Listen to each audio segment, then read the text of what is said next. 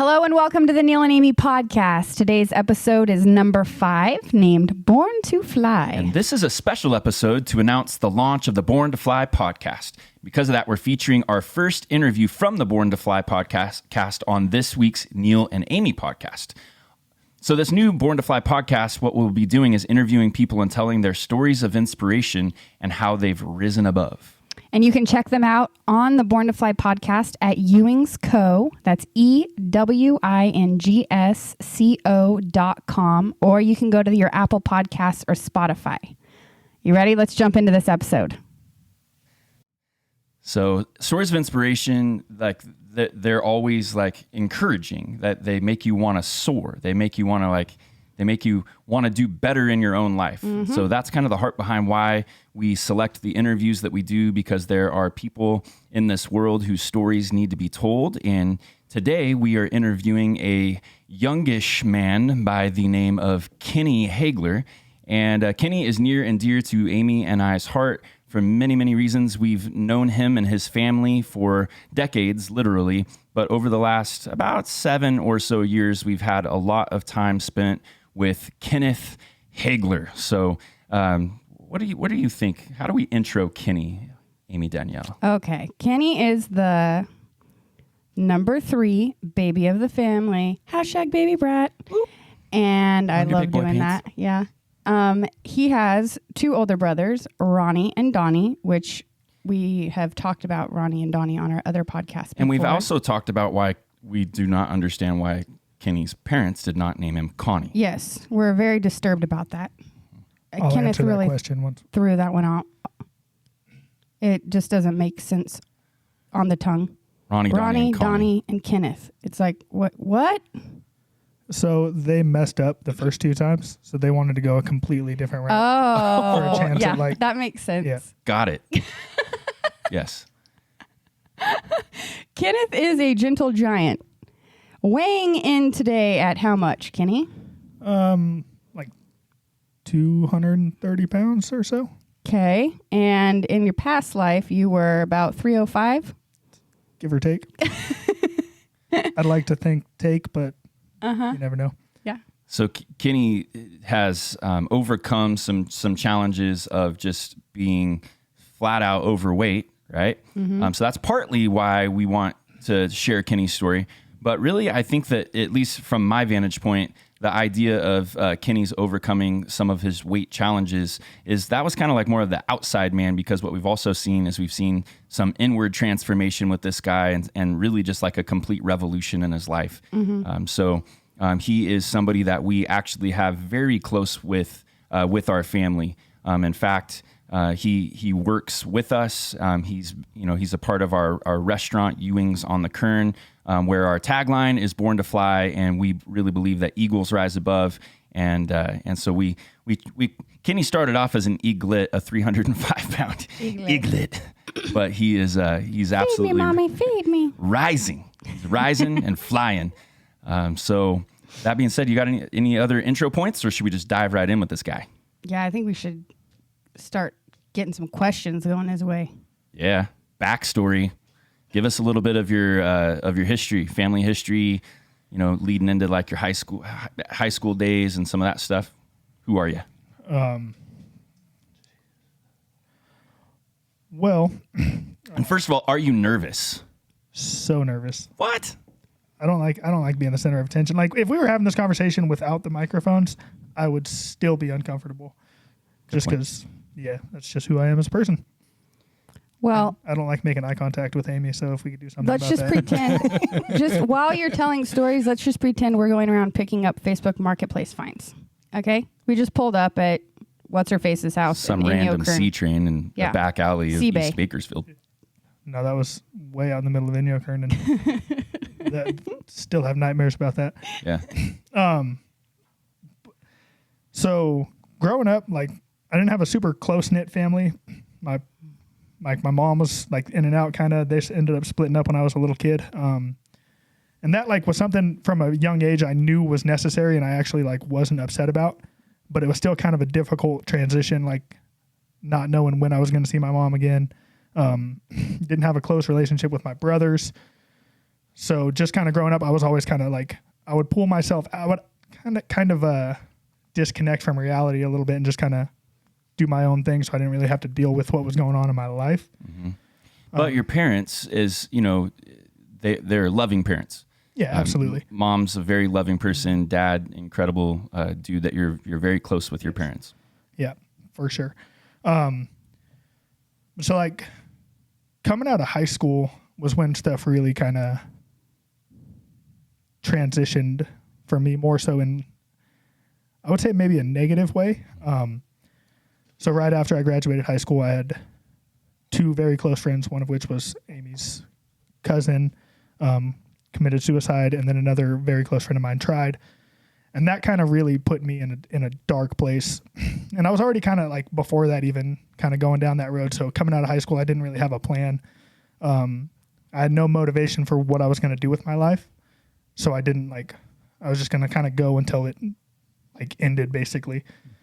But in high school, if I can brag on this dude a little bit, he was a pretty good baller. Like back in the day, he loved to hoop. He was in pretty decent shape throughout high school. Played some ball. Did you have 20-inch blades on the Impala? No. Did you have an Impala? Actually, we do have an Impala sitting in the backyard at my dad's house. So we knew it. One of the shot calling. 67. Nice. Yeah, it's pretty sweet. I'm never going to put 20-inch blades on it though. Just to clarify. Does it run? At this point in time, it does not. So did you run in high school? A little bit actually. I used to be really fast for like short distances. Yeah. Like 400 meters and south. Like I was Dustin Fools. Yeah. Got longer than that, and then yeah, I was still kind of not in super good shape. So I would slow down some. You used to be able to get up though and like grab the rim, and even at one point you threw the ball down once, right? In like some kind of a dreamland, or was that a real thing? So actually, the first time I ever dunked a basketball, I was 5'9" and in 8th grade. So I was like, then I got hurt going into high school. Sophomore year, I got it back a little bit. Junior year is when I really got out of shape. And then everything just kind of went downhill from there. Like I put it down once my senior year, but that was about it. Do you connect in your like outside of high school, you were describing like losing friends and darkness kind of showing up, desperation. Do you connect any of that to weight issues? Definitely. So I'm somebody like when I get kind of in a funk, like food has always kind of been like just something like it make me feel kind of good. So I'm just going to go for that. And then I started working at a grocery store, and it turns out it's super easy to eat like crap when you work at a grocery store, because gross food is way cheaper than healthy food, and it tastes better most of the time. So and it's faster. But you're so carrying on with like the coping mechanism. So it sounds like you were using food as a coping mechanism throughout a decent portion of your life. But one of the things that unlike some of the rest of your family, there has been like alcohol addictions and drug addictions in the family. That's part of like your brother's stories, which they'll share those in the future as well. But that's not something that ever became an issue for Kenny that I'm aware of, right? You like never really got heavy into drugs or alcohol. Yeah. So I never actually have done any sort of drugs at all. I've never had like more than a drink of alcohol. And that was from like being like a little kid, like 5 years old, just kind of noticing that was a problem in my family, and like being able to sit and like look at that and consciously tell myself like I didn't want to do that. Like I didn't want to be that person. Yeah. So I've made it a point to not be that person. Right. And then the shift kind of happened where like I feel, and we say frequently, like all of us are addicts of something. In some sense, like some people are addicts of just looking in the mirror. Other people are like addicts of, whatever. It's sex, food, but food was probably one of the things that you use to comfort yourself. Yeah. Food. And then I would say like I'm an addict for people in a sense that like I never got like the love and support that I wanted as like growing up. So that's something that I've always kind of tried to find in other people. And that's kind of caused actually a lot of problems for me in life. Yeah. Yeah. Okay. How? Well, I'd get like, like super close to people. Like I would find people that would actually make me feel like good about myself. And then that was something that like I never really did. So I would kind of begin to crave that. And then like it's overbearing and kind of like pushes people away, makes people uncomfortable. And then like that, then I would kind of go back to like the feelings of not being good enough, being like hard to love and stuff like that. So yeah, which would drive you at times into more of like a dark kind depression type. Definitely. Yeah, for sure.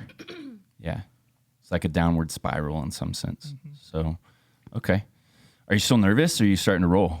I'm still kind of nervous, but I'm kind of getting there, I guess. Take a humongous deep breath, because honestly, you were made for this, man. Like you listen to your podcast radio style voice. It's pretty incredible. Yeah, it sounds great. Yeah, way to go. Cool. And you even got like, I know you say you're not a smoker, but I kind of feel like you are like a closet smoker or something like that. Have you been puffing on my tobacco pipe that's out on the porch? No. Okay, because it kind of sounds like you got a little rasp. Yeah, like it's like calling like a 1-900 number, but for men. I mean, like, I don't know if that came out right. I think that's everybody in California at the moment. Yeah. Thanks to Good the point. forest fires. Right above where we are, there is, I don't know what the containment is, but massive forest fires at the time of this podcast. I want to say at one point there's 377 fires in California, and literally we have like ash dropping on our cars where we are. So it's I'm Dreaming of a White September is the outro song that we'll sing. You're really good at singing that. I am. Christmas music's my favorite music. I wish Christmas was every day of the week. Of the week? Of the year? What do you want me to say? Oh, that's cool. You do say what you want. I wish we lived in a snow globe. Ooh, that seems maybe like there might be a movie or something like that had something similar. Was it Elf? No, they lived on a snowflake. The Truman Show. Okay. Oh, that one. Yeah. Sort of. We kind of do live in a snow globe, but if you replace the snow with ash, that's kind of where we're at these days. Yes. Ash True. globe. Kenny, tell us about going back to your childhood. Tell us about maybe some of the lies you believed early on and you didn't even know like the vows you were making with those lies. Some like whenever in my family, whenever we did something like good or something right, like it was just kind of like what was supposed to happen. Mm-hmm. So there was never any like, like a whole lot of good jobs, pats on the back and stuff like that. But every time we did something wrong, like we would always hear about it. So just like when that's all you hear growing up, it's kind of hard not to believe that like you can't do anything right. You're never going to amount to anything, like stuff like that. So that's always been something that's kind of stuck with me, is I've never felt good enough. Mm-hmm. So I didn't feel like anything that I could do was ever good enough for the people around me. Mm-hmm.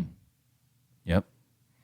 Do you still, okay, so fast forward, now you're 29 years old now? 28. Oh, I was trying to push you a little bit. And do you still struggle with some of those same false beliefs? Yes, but I am starting to, like over the last month, and like for the most part, really starting to kind of battle those and kind of kick those thoughts out of my head. Mm-hmm. That's good. Mm-hmm. That's good. It's good.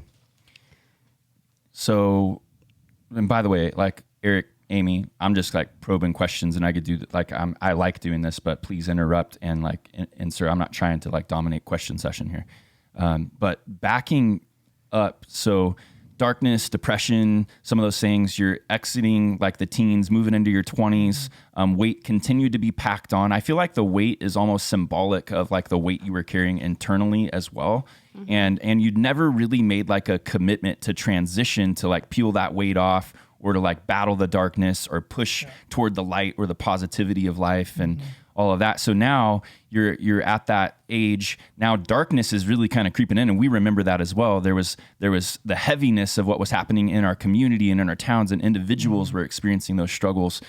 So as you're moving through, talk about like your early 20s and how you were coping and dealing and all of that prior to making your commitment to transition. So when like all that started going on, like those were like those were thoughts that I was kind of struggling with as well. But something that like that I learned about myself was that was something that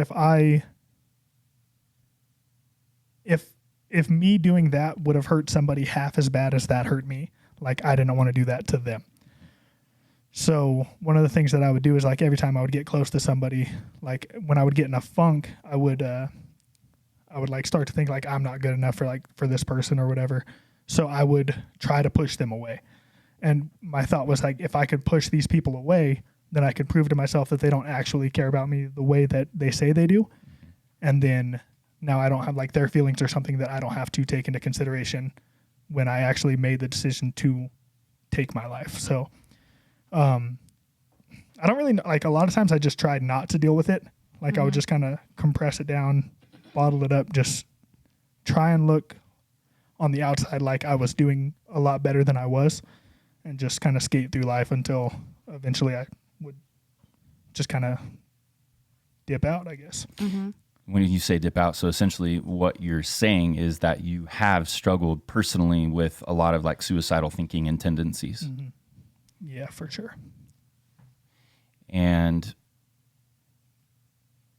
tell us about that rabbit trail. I mean, that you've already described it pretty well, but like why, where, like what? What's that all about?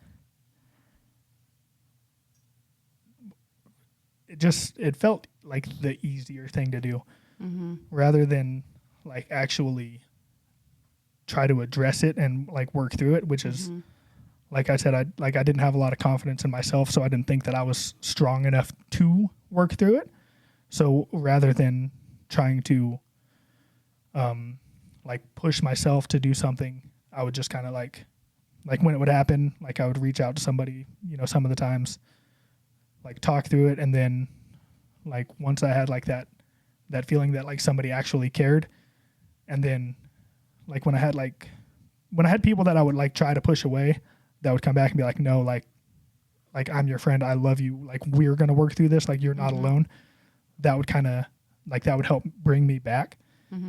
But then like if I didn't have like somebody on the other end of the phone, or like spending time with somebody, if it was just like me and my thoughts, it was always like it's just flip the switch and then it's going back there. So it was honestly like a daily struggle that a lot of times I would just kind of just go through the motions and just try and hold on as long as I could. Yeah. I remember the first time, like this is kind of like my first experience of like, hey, where'd Kenny go? Like, what's up? Like he was with us just a second ago, and then he was kind of quiet, like abnormally quiet. And all of a sudden, boom, like Kenny's gone. Do you remember the story I'm talking about? Is this up at up at Mom and Dad? Yeah. And you were way up on a mountain. Like we're talking like 6 miles, 7 miles up on a mountain, right? Is where. Yeah. So what happened there at like, cause just tell the listener what happened. Well, so I believe I want to say that was either Mother's Day or Father's Day.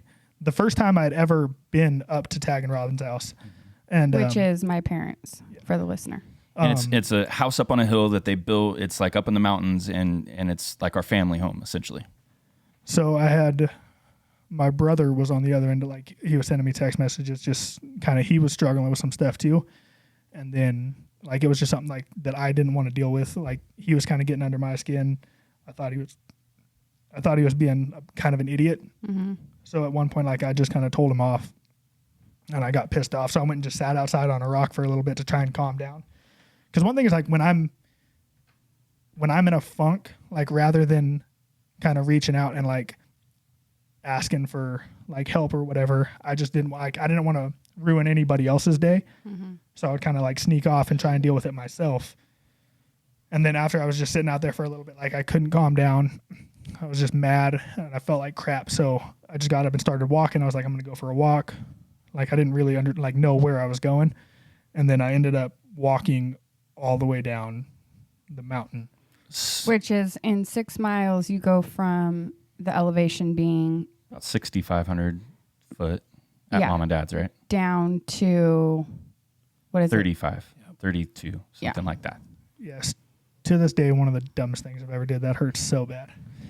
Yeah, physically, because you were packing on some extra punch at that time as well. Yeah. Honestly, it'd probably have been faster just to roll your ass down the hill. It's like Major Payne, 1 tubby, tubby, 2 tubby, tubby. Oh, man. But you got to the bottom of the hill, and I remember like Johnny and Ashley were like, I think they found you, did they not? Yeah, literally, like as soon as I got down to the square, like I went like laid up against the rock, and I was like, oh my gosh, I get to rest. And I look up, and then here comes the excursion right down like the road that they typically like wouldn't come down, but they had to take one of the kids' friends home, and they pulled down and drove right at me. Yeah. And I was like, really? Like now I got to deal with this again? Like, so they pulled up, and Johnny was just like, dude, what the heck? Like, so I kind of talked to him for a little bit, and they were heading over to Johnny's parents, and they're like, dude, like, you want to come with us? Like, because I was dead set on like walking home at that point out to Weldon. So they're like, I mean, it's a little bit closer at least. I was like, all right, cool. Like, yeah, I'll go. Went and hung out, and then Todd and Lauren were over there. So like I ended up actually getting a ride home with them because they lived out there. So it worked out.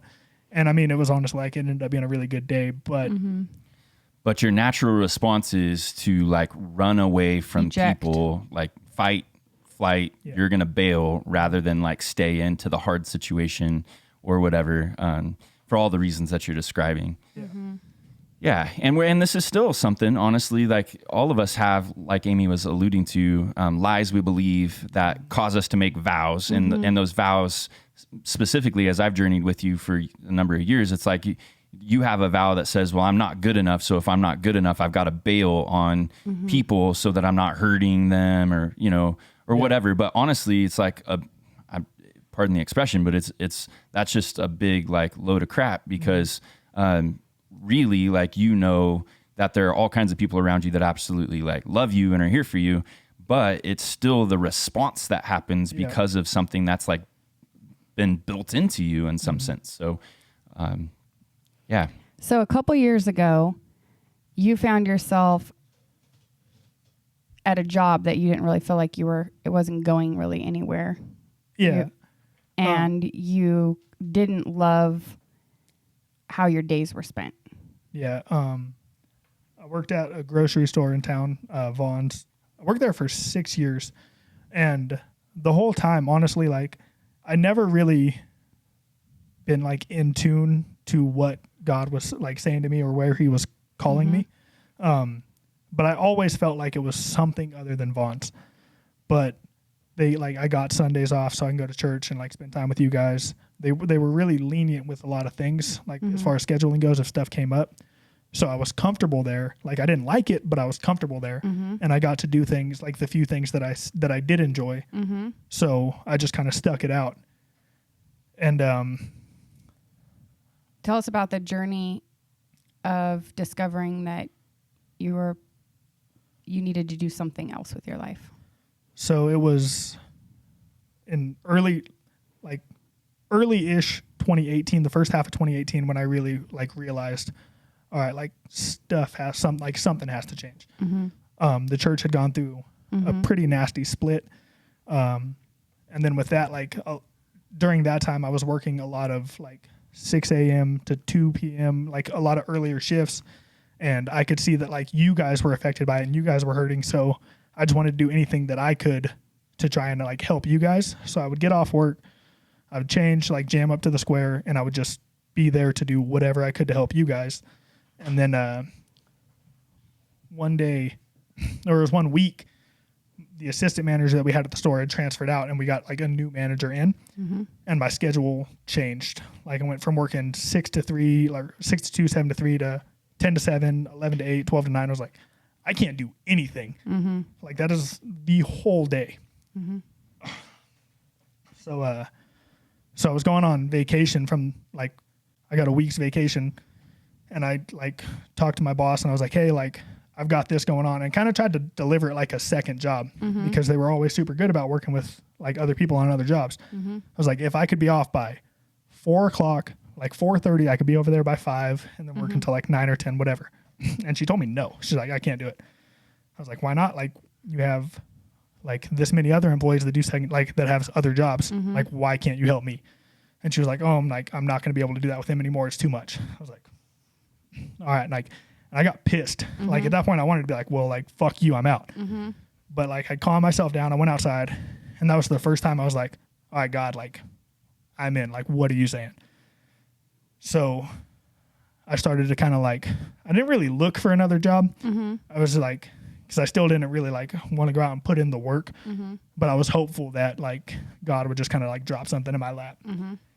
And honestly, like that's kind of what happened. Take a breath, brother. Take a breath. Relax. Kenny, would you like me to get you some water? Oh, you got some? Got some Great. right here. In my warrior flask. It's like hydro flask, but for men. Why you gotta knock my hydro? I really don't have one anymore. He's got all the cool stuff. Kenny does. Not really. So one day Amy approached me and she was like, hey, how would you feel about spending the night at the square with Quincy and a couple of her friends? I was like, honestly, that sounds fucking terrible. You were going to be their bodyguard. Yeah. I love Quincy. Quincy is, if not my favorite person in the world, top 5 for sure. Quincy's our youngest daughter. But she's a Spitfire. She is like... She stresses you out. Ungodly amounts. and she knows. Like, she knows that she can get away with murder with Kenny. Like, if Kenny's in charge, Quincy can do whatever the fuck she wants to do. And so I was like, no, like, this is going to be awful. Like, Quincy's a psycho. Like, she's pushing the limits. And I told Amy that. I was like, I can't do that. Like, I'll punch her in the throat. I don't know. Like, I'm going to do something. I'll tie her up and throw her in the closet. Be like, I'll see you in the morning. So Amy told her, she's like, Quincy, like, if you want this to happen again, like, be on your best behavior. And she was, honestly. It was super great. Like, yeah, we had a great time. But so then driving up to McNally's on Johnny's birthday, we were talking about that. And I had always joked around like that I wanted to put a bed up on the 3rd floor and just live there. And we were like, Amy's like, oh, like, how was it? Like, oh, it was fine, whatever. And Caden was like, why didn't you ever let me do that with my friends?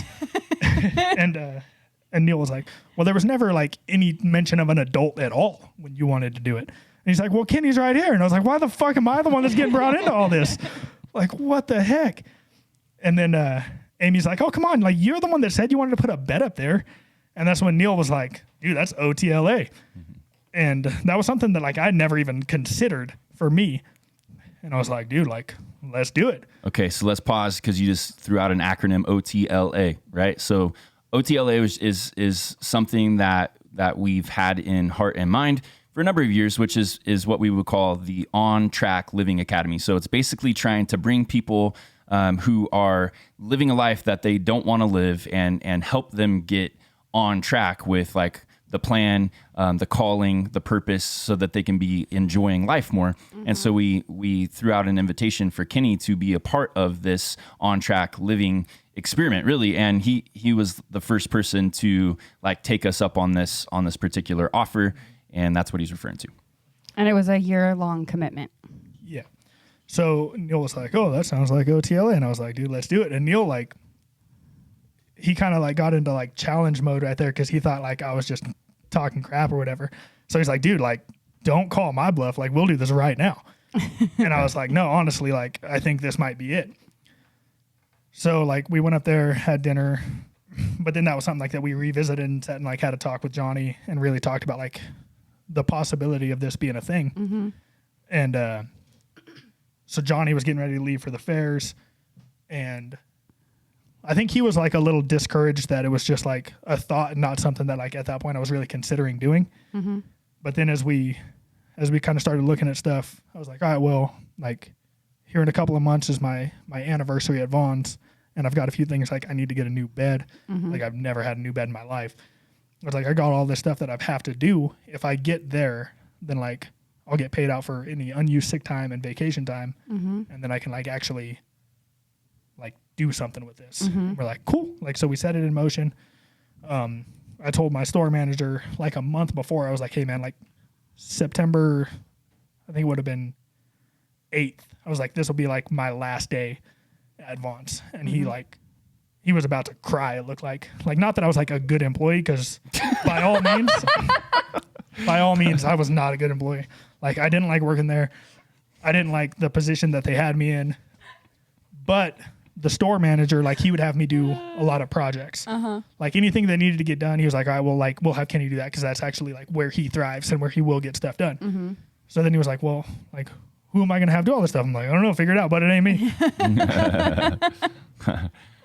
Yeah. So the challenge that was presented though was more like, hey, we know that like there's, I know that this could sound, cliche if you would, but that there's greatness inside people. Like there really is. There's like unlocked potential inside people. And it's really sad when you see people like stuck in a funk or stuck in a rut, and they don't have like any means. And sometimes life's so dark that you can't even see past your own nose. So you don't even know how to take the next right step in your life. And that's that was kind of the heart. So the challenge that was presented was, hey, like if you really want to get serious, and it's very similar to the challenge that was presented to your brother at one point as well, is like, hey, if you really want to get serious, then step across the freaking line. Like you have to decide that that's something that you want to do, because none of us can fix anything for you. That was it. So if you want to muscle up, if you want to get your butt out of bed early, if you want to work hard, if you want to like push yourself to the limits, then we know how to do that. But if not, then just keep doing what you're doing.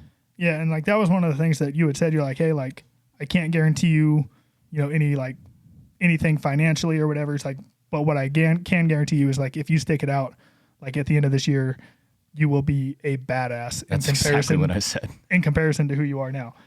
And I was like, dude, like finances have never been a big thing for me. Like I could have went and done other stuff and made more money, but I stayed at a job that I was comfortable at because I got to spend time with you guys there. So I was like, hey, like I trust you guys. Like I trust that this is what God is doing. Like I'm in. Yep. And like, so the journey began. And what was cool is it began on a specific date that was important to you, to us, and to your dad, right? Yeah. So when everything had lined out, like Mondays have always been kind of a rest day over here. So my first day would have been a Tuesday, which happened to be 9/11. So then when I started talking to my dad about it, I was like, oh, that's kind of cool. Cause like, I mean, obviously like everyone knows what happened, like 9/11, 2001. Like I had a cousin that died on 9/11 in 1999, jumping into the Kern River. So it's always just kind of been a thing. And then my dad was like, oh, like that was the day that I joined the Marine Corps. And I was like, oh, like that's kind of cool. Like he left on like the 10th and then kind of spent the night. And then his first official day was on 9/11, much like what happened with me and you guys. Yep.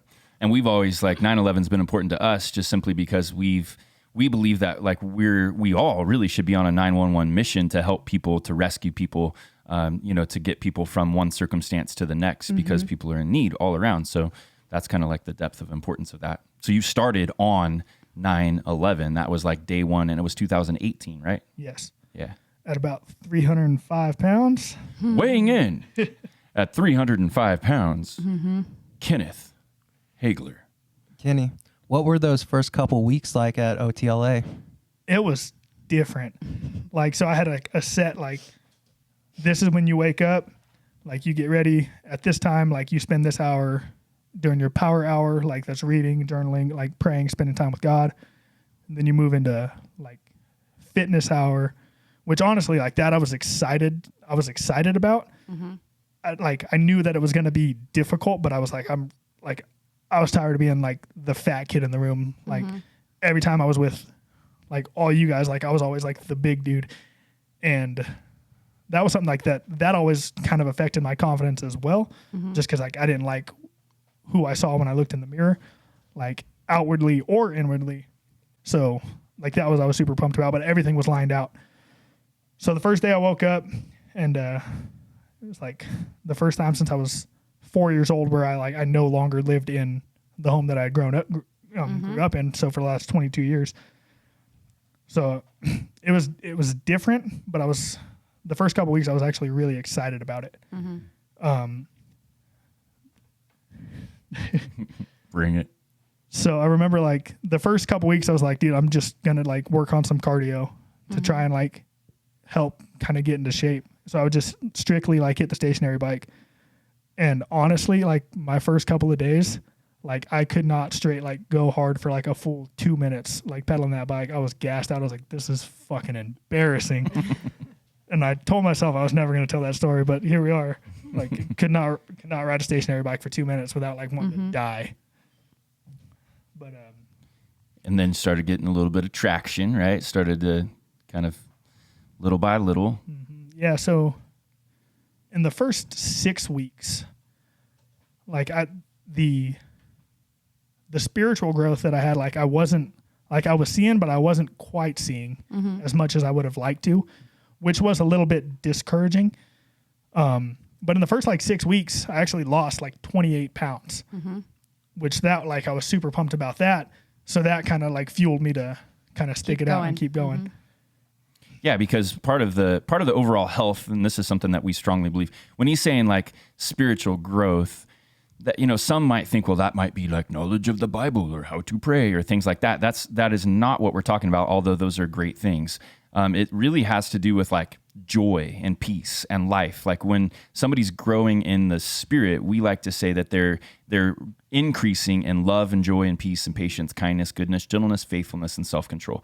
Like that's what's happening. And when we're not growing in that, we're losing love and joy and peace and self-control and all of those things. So we're all on this like line, if you would. It's like a linear line, and it's either we're moving more toward the spirit or more towards selfishness, and those are opposite directions. And so the goal was, wherever Kenny was on that line, was to try to help him live into more joy and peace and some of those things.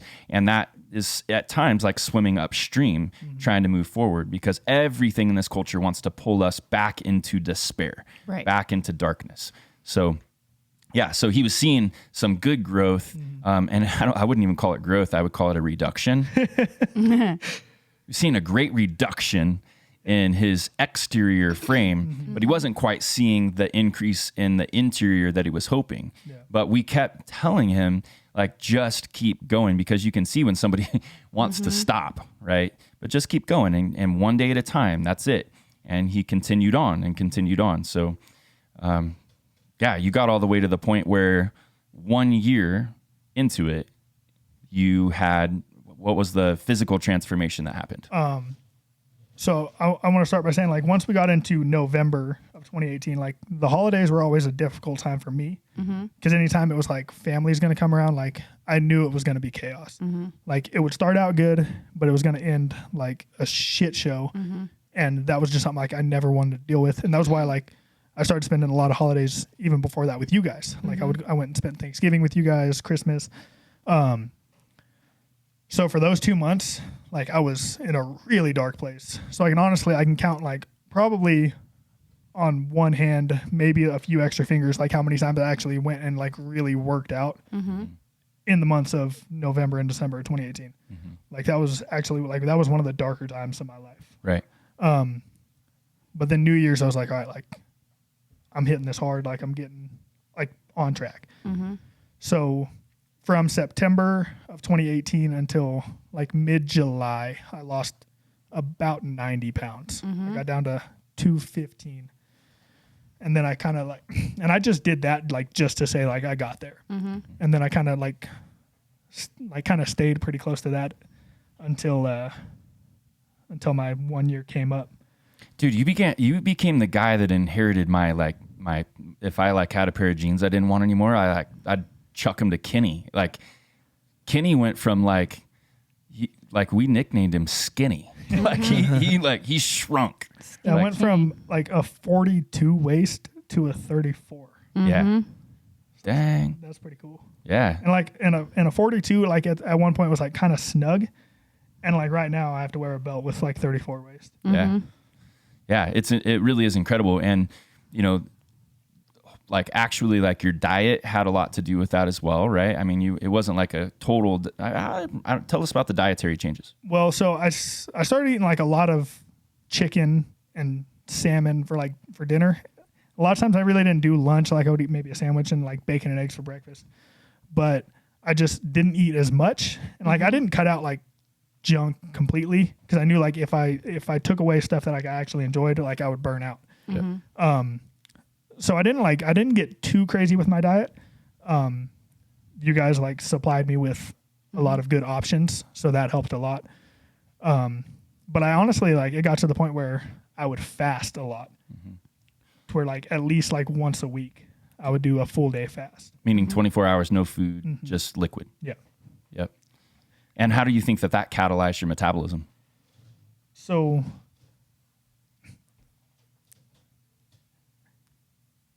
like when you fast, it does like the first like handful of hours, it just kind of like starts like clearing up like what's going on in there. But once you hit like 24 hours and get into it, completely like flushes your system, does like a complete reset, and then it's using like your actual like your body and your fat storage for energy. So rather than just like using what you have taken in. So that was huge. And like still working out really hard while you're fasting, like shred weight like crazy. Right. It's awesome. Really awesome. So that's kind of the physical transformation. What are some of the biggest, let's say, inward transformations that you think you've experienced over the course of the last, couple of years since you made your commitment? Well, in that first year in particular, like I was actually taking time every day to sit before the Lord, to spend time with him. Like I would do fruit tests throughout the day. What's that? So it's checking your heart for the presence or the absence of the fruits of the Spirit, which is love, joy, peace, patience, kindness, goodness, gentleness, faithfulness, and self-control. All those things that you just talked on, like that I was lacking before. So it was always something that like I was just taking time to do that. And then as I saw like the physical transformation too, it just kind of like gave me more confidence as a person. And then like when we launched Crew, and you were like, all right, like you're going to be, and that was actually even before I started, but that was, I think, like the starting point for me growing as a person, which you're like, oh yeah, you're going to be like one of the young adult guides for this. And I was like, no, the fuck I'm not. I'm what we want these kids to see and not do. Why are you going to do this? But then as that really took off while I was in OTLA, that was like just being like overseeing something, being like responsible for trying to like help make a change in the lives of the youth, I think was probably one of the biggest things that helped me grow inwardly. Yeah. Yeah. It's crazy when you get put into a position where you're teaching, helping, doing those kinds of things, it kind of sparks more growth. And I think that's an important facet for all of us to remember, that we all have something to give, and it may not seem like the most grand thing to give, but you're probably ahead of somebody else. And so it's sometimes said, each one teach one, and that's kind of that principle there. Yeah. What would you, if you were looking at Kenny, 4 or 5 years ago, what, looking at yourself now on this end of the spectrum, and journeying through quite a bit in the last few years, what do you think that you would say to another Kenny out there that was in the same predicament you were in? What would you say to them, or what would you want them, listening to this podcast, to walk away with? One, that like it gets better. Like I can't even describe like the darkness that I was in like every day. But like one of the things is like, yeah, it will definitely get better, and you will come out of this like a completely different person, but you have to put in the work. Like as much as I would have liked to, like Neal couldn't get my shit together. Amie couldn't get my shit together. I had to man up and like really start putting one foot in front of the other and stick something out for once in my life. And that's the thing, is like it all starts with us, and we'll go as far as we want to go. Yep. What advice would you give somebody that's in a similar situation to you, but maybe doesn't have like a OTLA, just to get the ball rolling, just to get started? Because I think a lot of times for a lot of people, like that initial, the initial getting it going is the most difficult part. I don't know if you agree with that, but for sure. And I would say like find a crew, like find people that believe in you, that will hold you accountable, and that genuinely want what's best for you. And stick with them. Like, even if they're telling you what you don't want to hear. Yeah, absolutely. Especially if they're telling you what you don't want to hear. So just like have somebody there to hold yourself accountable when you won't hold yourself accountable. So just like, if you're missing the mark, like reach out and be like, hey, like I need some encouragement. Like I need you to reach out to me every couple of days and be like, hey, how are you doing? And that honestly is like, we can't do it by ourselves. So you definitely like find a crew and then just start. Like, don't wait till tomorrow. Just like start right now, wherever you're at. Let's go. Take the next right step. I think so often when you look at 305-pound Kenny and you're like, I want to be 215-pound Kenny, but it's so far away. You know, it's like looking at where we want to be versus where we actually are sometimes can be the biggest hindrance to actually getting started, because it's like the journey's too far or whatever. And then you can make up any excuse to, well, I can't lose weight because I'm going to have to buy new clothes. Yeah. Where am I going to get clothes for 230-pound Kenny? Right. Have smaller friends. But I think that kind of the idea is that we're always so out there in the future, and because we're too far out in the future, we miss, the opportunity today to make the right step. Yeah. And honestly, like, as hard as I thought it was going to be, it wasn't that fucking hard. Like, there was days where I wasn't motivated and like I didn't want to, but like over the course of 1 year, like if you're like 300 pounds, like you can absolutely lose 85 to 100 pounds in a year. No fucking problem. And at 28 years old, like that's less than 4% of my life. Like it's not hard. Yep. By the way, Kenny's a numbers guy. He's real quick on percentages and things like that. And, man, we like, just to be very clear, like you being like our first born to fly, just conversation and interview.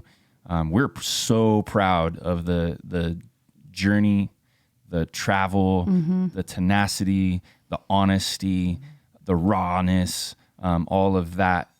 That's why we love you so much, because people so often want to hide behind a facade, and you have chosen not to do that. You've chosen to be real, and that's a big part of the whole solution. So, yeah, I mean, I could continue this conversation for a long, long time. Do you guys have any other thoughts or things you want to maybe ask Kenny? Or? Well, first of all, I just want to thank you so much for taking the time to be here today. And I was just wondering if you could describe like where you are now, because I feel like we got the beginning and the middle of the story and sort of started to get the end. But like, where are you today? What are you looking forward to? Well, just kind of to touch off what Neal just said about like being honest and not trying to put on themselves. Like, yeah, for the most part, that's been the case. But obviously, like we learned last month that wasn't exactly the case all around. Like I still struggle. Like I still get into dark spots, and like I wouldn't share that with anybody, because like Neal and Amie and like Johnny and Ashley have invested so much in me, like that I didn't want them to see that I was still struggling. Like I wanted them to look at me and be like, wow, like we did a good job. He's got it all together. Yeah. And so, which we know isn't true. Yeah. That's kind of where you're going with the story. For sure. But none of us have it all together, and that's kind of what I was trying to say. But like just a month ago, like I was struggling pretty close to as bad as I ever had. And like I didn't say anything. I didn't talk about it. Like I didn't want to face the fact, like I didn't want it to be a reality. Like this is still going on after like I have a good life now. Like I love the people I get to spend my days with. I love my job. I'm not a fat ass. So all these things, but I was still like battling with darkness, and like it got to the point where without letting the people that care about me in, like literally a month ago, like I went and drove off and tried to take my life. Like it wasn't like somebody drove by and I had like a brief like, oh shit, like make this call. And then in the time the phone was ringing, I was like, dude, like what the fuck are you doing? Like this is stupid. Like, and then so as soon as that person answered the phone, I was like, I can't do this, bye, and hung up. They tried to call back, like I didn't answer, and then they realized that this was serious. So she started making phone calls, ended up getting a hold of you, and then like if you didn't call when you did, like we wouldn't be having this conversation right now. Like that was how bad like stuff still gets. Mm-hmm. But it was an eye-opening moment to actually address things and to speak up when we're struggling. But so like over the last month, I'd say I've probably been in the best spot that I've been in my life. Mm-hmm. Like I still struggle, like I get anxious, but now I'll actually like reach out and let people help me. Mm-hmm. And that's probably like the biggest thing for me right now is admitting that like that just because I have a good life and things are like better than I ever dreamed they were going to be, there's like those lies are still going to be there. Mm-hmm. And to just taunt like you. Yeah. Mm-hmm. And then to actually let people in to remind me when I can't remind myself that like that's what those are, is their lies. Mm-hmm. So like now I'm just working to a point where I'm calling those what they are, and I'm not like actually believing like this is who Kenny is. Like, so what were some of the things, like, I mean, you just said 2-3 years ago, you were in a dark space, you lost a lot of weight, had a personal transformation, and then a couple things kind of slid somehow, and it was a little bit undetected, and then boom, all of a sudden you're back in a dark place with a literal gun to your head. Mm-hmm.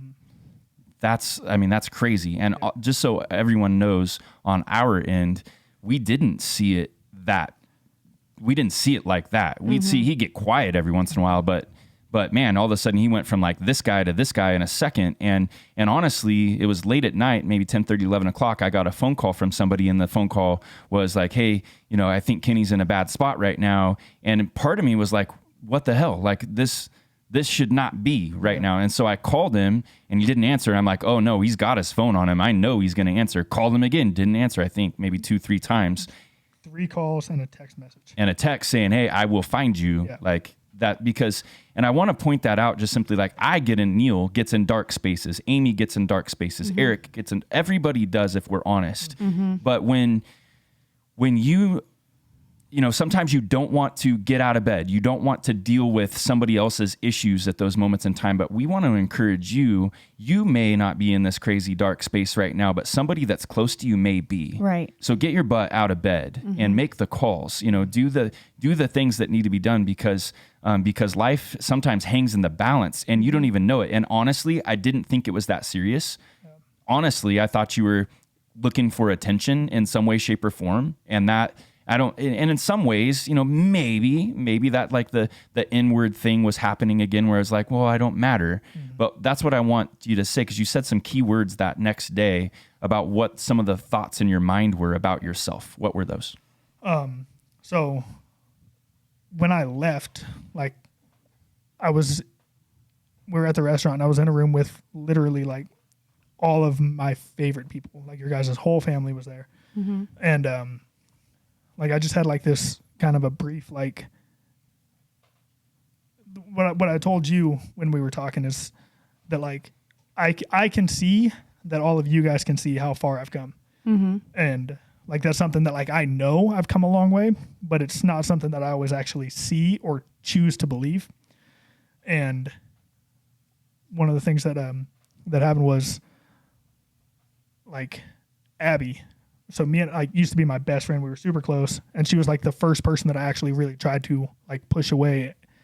And like she was like, no, like we're gonna work through this.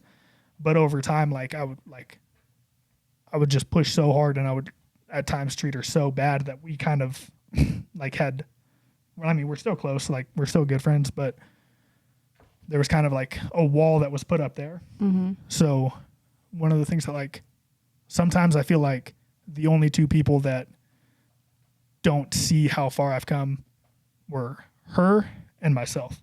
And when that feeling kind of crept in, then as soon as like I started to entertain that thought, like the floodgates opened. Mm-hmm. And it was like, you're the same piece of shit really that you were 2 years ago. You're not going to change. Like these guys have invested a ton in you. Like if you let them down now, it's going to be better than letting them down a year or two down the road after they put that much more into you. Mm-hmm. And so that's kind of what happened there. Like when I left, I didn't have the intention of going and like taking my life. Like I left to actually go like try and just work through that. Mm-hmm. But I alienated myself and I walked away from all the people that would help me work through that. And then it just got to the point where that felt like the only option at that time, or the best option at that time. Yeah. You entertained a thought, you allowed your mind to go in a direction that was a downward spiral, mm-hmm. and then it spiraled really quickly Mm-hmm. over the course of like an hour or two. Yeah. And all of a sudden, wham, like you're in this weird place again. Yeah. I think that's an important thing for all of us to remember, that we've got to Mm-hmm. pay attention to the gateway of our minds and the thoughts that we entertain, because Mm-hmm. thoughts produce feelings and feelings produce actions. Mm-hmm. So, And like, I just want to say, like, when that first phone call that you made came in, like, that was like one of those, like, when that went off, it like shocked me. And like, I wanted to throw up. Like, it had felt like I had just pulled the trigger. And like, that was kind of like a bang. And I was like, holy shit. So then, like, I panicked and like rejected the call. And then you called back. And then I was like, then like, I kind of started like really, like, it woke me up, and I was really kind of like wrestling with myself at that point.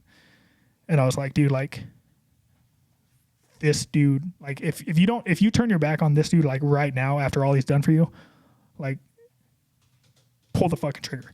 Like, answer the phone or pull the trigger.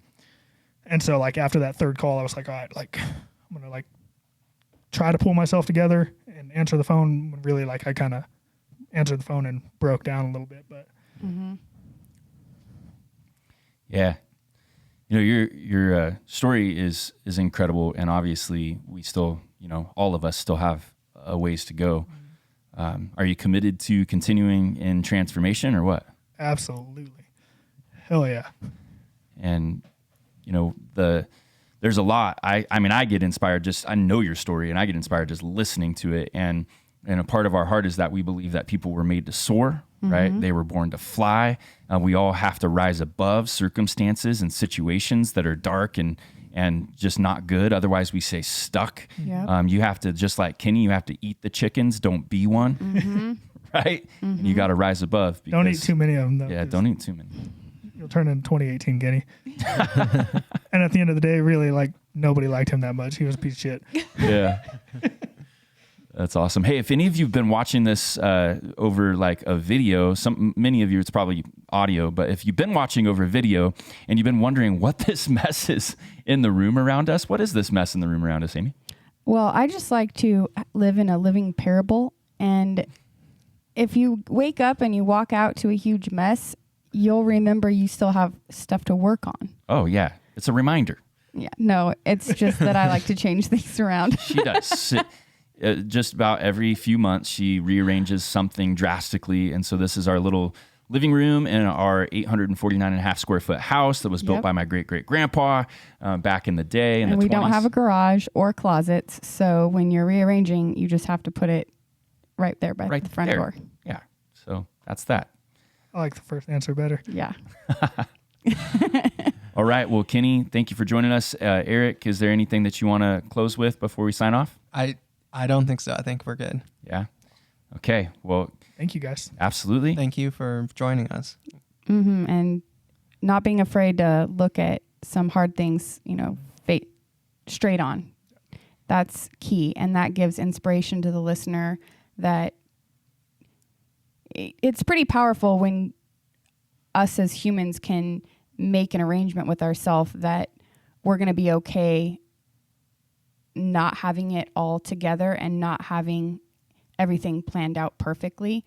I think a lot of us live in these hypothetical structures in our brain. We tell ourselves we're better than we are at something, or that we have more friends than we really do, or whatever it is that makes you feel good about yourself.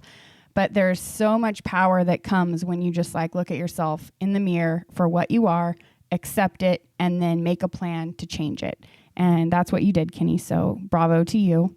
Thank you. And I think that this podcast is going to empower other people out there that are in the same predicament that we've all been in and have been in your shoes, and they're going to be able to make a change. So I like the saying that says, do for one what you want to do for many. Mm-hmm. And I think that you're a living testimony of that. And I think that that's something now that's like ingrained in you, and you'll be able to pass it down in your life. So to our listeners out there, I want you to remember that you are loved, that you have a purpose, that there is a plan for you. And if you don't know what that is, reach out, and we'd love to help you figure out what your plan is for your life. If you're having a hard time with that, someone on our team would love to have a conversation and get you on the right steps to really starting that race in your life and finishing well. So be encouraged today. Soar on wings as eagles, y'all. Hey, stay tuned for the next podcast. Great first episode, Kenny. Good Super job. cool. Yeah, great job. And looking forward to some future stories of inspiration. Woo.